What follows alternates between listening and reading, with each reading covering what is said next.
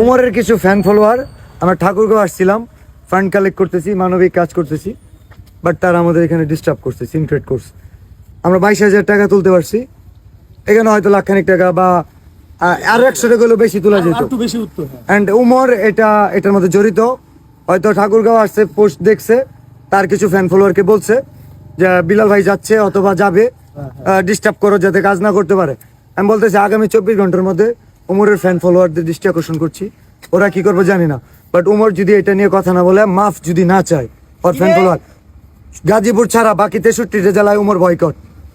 And এর পরবর্তীতে উমরের সাথে যদি কিছু হয়, থটস অফ বিলাল দায়ী না, কারণ থটস অফ বিলাল মানবিক কাজ করব, তার ফ্যান ফলোয়ার যদি এইসব কাজে বাধা দেয়, উমরের জন্য বাকি 63টা জেলা আমি বন্ধ করে দিতে পারবো।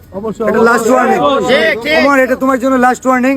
বাকি 63 জেলা তুমি পা রাখতে পারবে না। তোমার ফ্যান ফলোয়ারদের এখনো সময় আছে, তুমি বলবা, আগে তোমার মানুষ হওয়ার দরকার, তোমার আগে মানুষ হওয়ার দরকার, ঠিক আছে? আগে তোমার মানুষ হওয়ার দরকার। আমি 24 ঘন্টা সময় দিলাম, না হলে বাকি 63 জেলায় উমর বয়কট, উমর বয়কট, উমর বাকি 63 জেলায় মানবিক কাজে যে বাধা দেয়, এই ঠাকুরগাঁওয়ের পোলাপানে উমর বলে দিচ্ছে, না হলে ঠাকুরগাঁওয়ের পোলাপানে স্পর্ধা হয় না আমাদের সাথে কথা বলতে। একজন যদি বলে আমার যদি কোনো ফ্যান ফলোয়ার মানবিক কাজে বাধা দেয়, সেটার দায় আমার নিতে হবে। উমর 24 ঘন্টার মধ্যে মাফ চাইবে, তার ফ্যান ফলোয়ার ঠাকুরগাঁওয়ের যে ঘটনা হয়েছে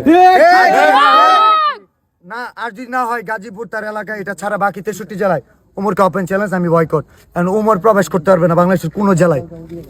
এটা চ্যালেঞ্জ না, এটা মানবিক কাজে বাধা দেওয়ার জন্য তার শাস্তি। ঠিক।